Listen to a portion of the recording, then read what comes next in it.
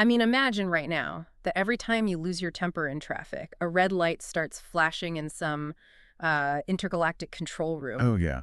Like some poor, exhausted entity is just sitting there staring at a dashboard. Exactly. Yeah. Imagine that every time you feel a surge of, gratitude or resentment or like deep heartbreak, an alarm goes off for a celestial night shift worker. Which is such a wild way to think about human emotion. It really is. And today we are opening a deeply surreal, highly unusual document titled "It's a Very Special and Fine Thing, Love." Great. And we are stepping completely away from poetry, romance, biology, all of that.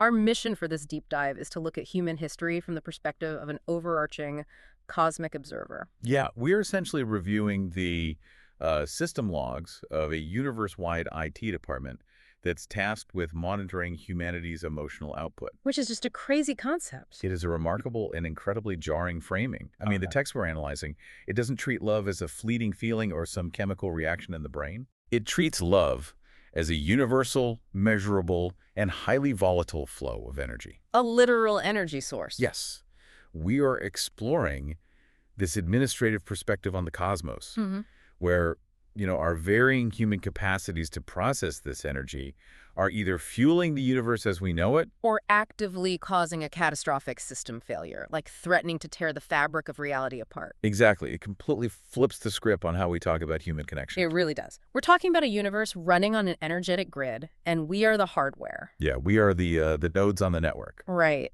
But before we can dig into this looming cosmic system failure outlined in the document, we kind of have to establish how this observer actually defines love and what our designated role is within that definition. Right, because the source pulls absolutely no punches right out of the gate regarding our competence. No, it does not. They do not think highly of us. Not at all. The document opens with this fundamental premise that love is mysterious, incredibly complex, and crucially, utterly unteachable. Unteachable. Right.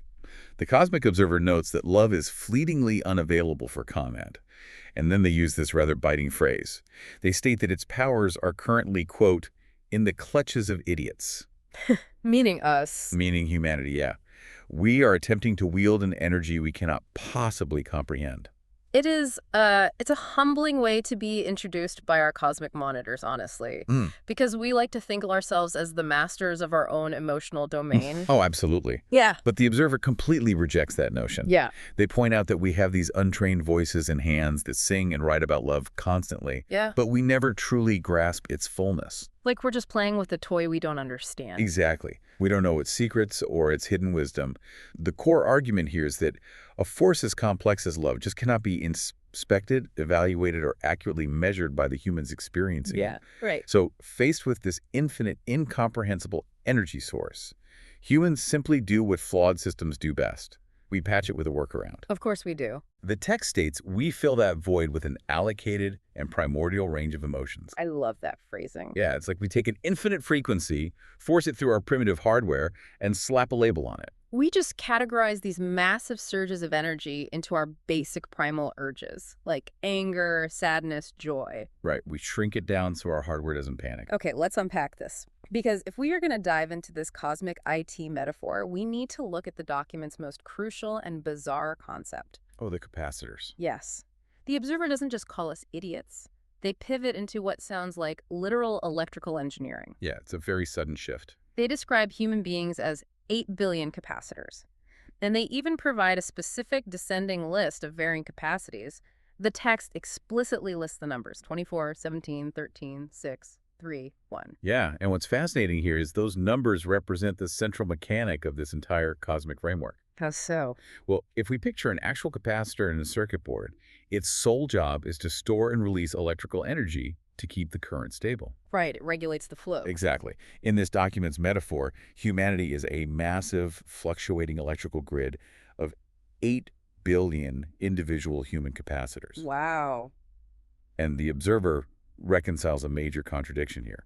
They previously stated love is unmeasurable, right? Yeah, they said it was unteachable and unmeasurable. So they aren't measuring the love itself, they're measuring the capacity of the human vessel holding it. Oh, that makes sense. They are measuring the amp rating on the fuse, not the lightning bolt hitting it. Precisely.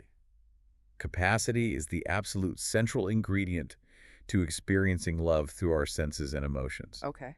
It is not about the total volume of love flowing through the universe. It's about how much of that energetic flow a specific human capacitor can actually handle before they overload. Okay, so think about how this dynamic shapes literal daily interactions for you or anyone listening to this deep dive. Let's say a human with a high Okay, capacity, like a 24 on this cosmic scale. right, a 24. They encounter a highly stressful, emotionally charged situation. Like maybe they are navigating a crowded, chaotic grocery store where someone drops a glass jar, a child is screaming, and another customer is being aggressively rude. A nightmare scenario, basically. Yeah, exactly. But a capacity 24 has the energetic bandwidth to absorb that chaotic spike, process the energy, and release it productively. They stay calm, they help clean up the glass, they ground the energy. They act as a surge protector for the people around them. Yes. But consider what happens when a human with a capacity of 1 is hit with that exact same surge of emotional energy in that same grocery store. Their hardware cannot handle the current. Exactly. They blow a fuse, they might yell at the cashier, kick the broken glass, or have a full-blown panic attack. They cannot store and release the energy safely, so it arcs. And an arcing fuse in a massive interconnected network doesn't just affect one node. No, it surges the hardware next to it. Which brings us to the system's control center. Right. Because an electrical grid of 8 billion unique, fluctuating capacitors needs a regulator. It absolutely does. If the energy isn't managed properly, the grid overloads. The cosmic observer identifies our regulator as the human mind, and they view it with deep, palpable sarcasm. Oh, the tone shift in the document here is incredible. Yeah. The observer asks rhetorically if this capacity is created by the mind, and then refers to the human mind as a, quote, very reliable source of data with no integrity issues or even integration issues. And they literally add to the log, all tests pass. Right. Right. That is amazing. It reads like a deeply cynical note left by a network administrator who is just staring at a disastrously flawed piece of code. They know the human mind is a terrible processor for this raw energy. Yeah. It is fundamentally buggy. Yeah, we have 8 billion mind regulators misinterpreting data, throwing errors, and crashing on a daily basis. And because of these massive integration issues across all 8 billion flawed capacitors, trying to maintain this energy grid throughout eternity gets incredibly hectic. I can imagine. You have different capacities interacting constantly, overwhelming each other. Like when a capacity 1 shorts out and arcs, it dumps raw, unprocessed energy onto a capacity 13, Right. who might then struggle to process that unexpected spike, cascading the error. The observer clinically labels these failures incidents of a negative nature. Incidents of a negative nature. Yeah, and this is where the mechanics of this universe become truly dangerous. In these incidents, the direct opposite of love is triggered, creating what the text calls a negative oscillation. Okay, here's where it gets really interesting, because I want to dig into the mechanics of that negative oscillation. We aren't just talking about people having a bad mood. No, definitely not. We are talking about a universe running on hardware that is broken by design. How does a cosmic system mitigate a negative oscillation when the source code, meaning the human mind, is guaranteed to fail? It's a huge problem for them. What actually happens to that love energy when a human capacitor blows a fuse? Well, when a human capacitor fails to process the flow of love, that energy doesn't simply vanish. Energy cannot be destroyed. Right, basic physics. It undergoes a phase change. Mm-hmm. The text implies that this unprocessed love turns corrosive, like a battery leaking acid onto a motherboard. Oh, wow. The negative oscillation is an active, destructive feedback loop. It is resentment, cruelty, and systemic violence acting as static on the cosmic grid.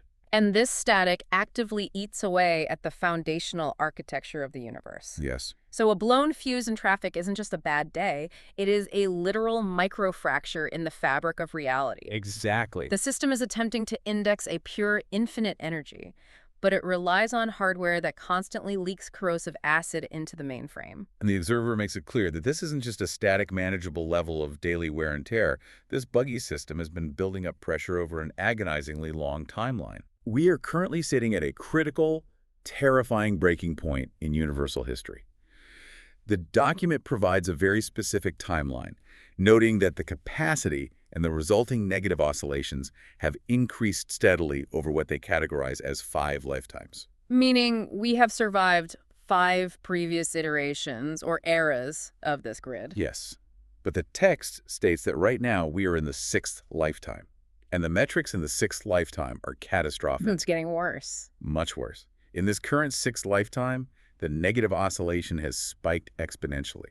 It is officially outweighing the system's ability to escalate the positive energy of love. The corrosive static has overtaken the pure signal. Exactly. The feedback loop is self-sustaining now. So the entire grid is basically experiencing a cascading thermal failure. If we connect this to the bigger picture, the impact on what the source calls the all, meaning the entirety of existence, is profound. What happens to the all? The text describes this system failure as literal rifts and explosions with the intent to destroy.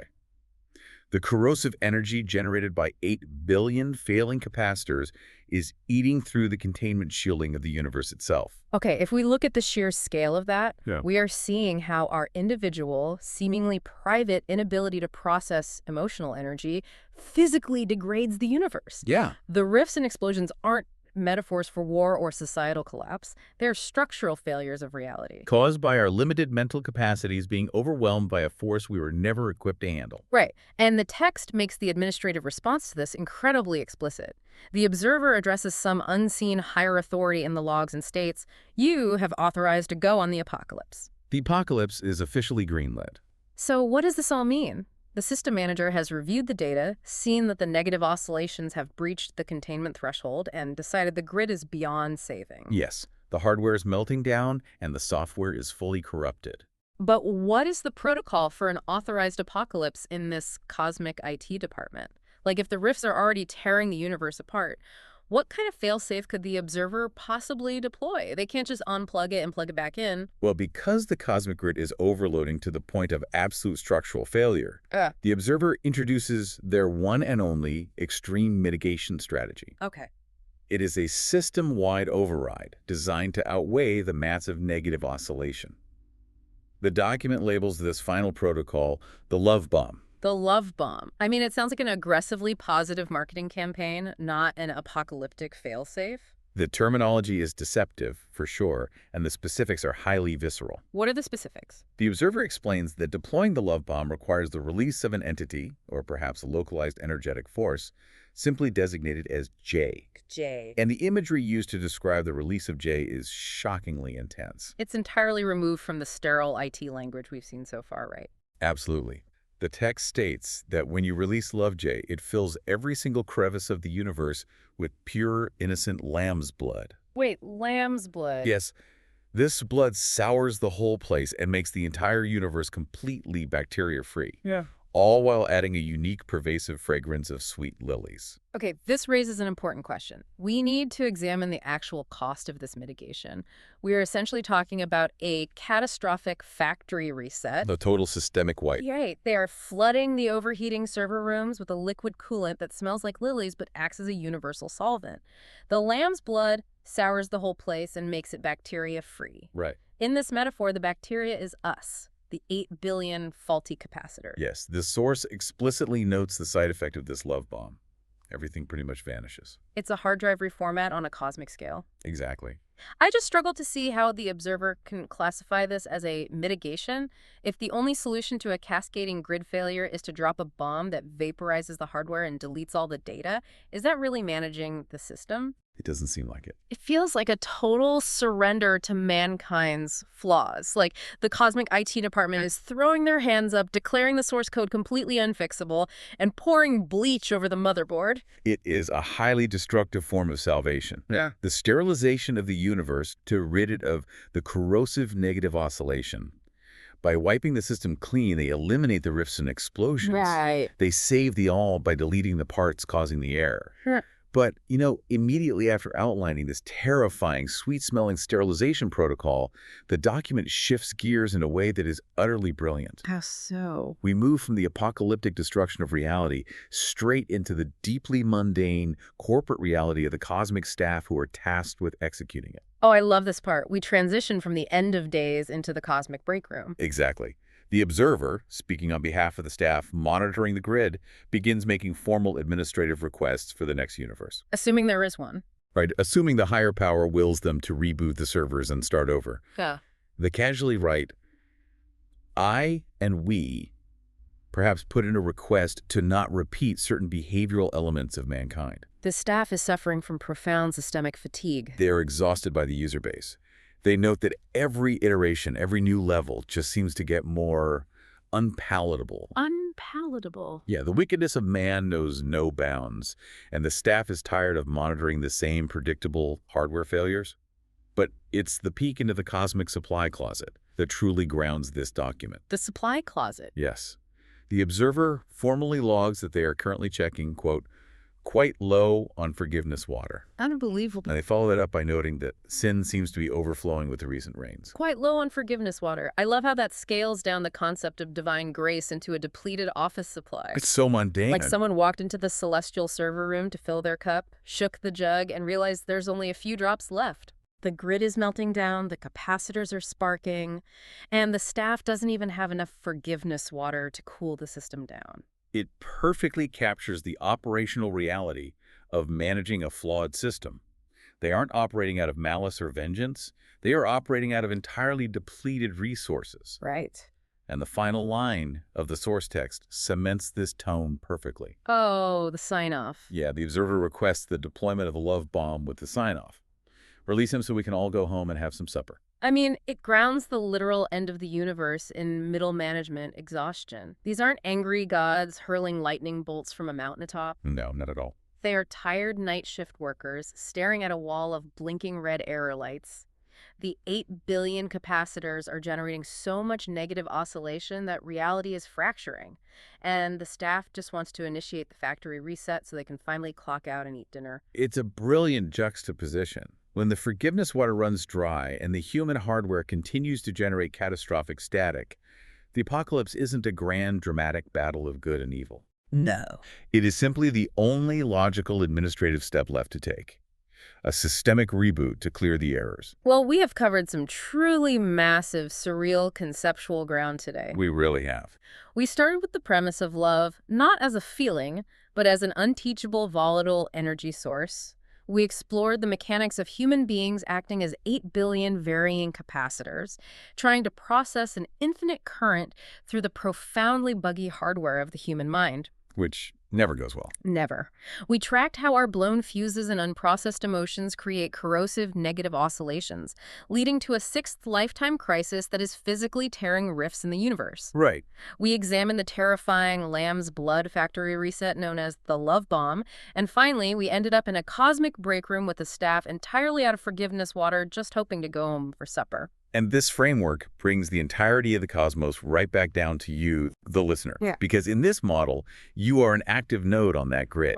Every single day, your individual capacity for love, whether you are walking through the grocery store as a 24, a 13, or a 1, is actively contributing to the stability of this system. Yeah. How you process stress and traffic, how you handle grief, how you react to a rude comment. These are no longer just personal psychological events.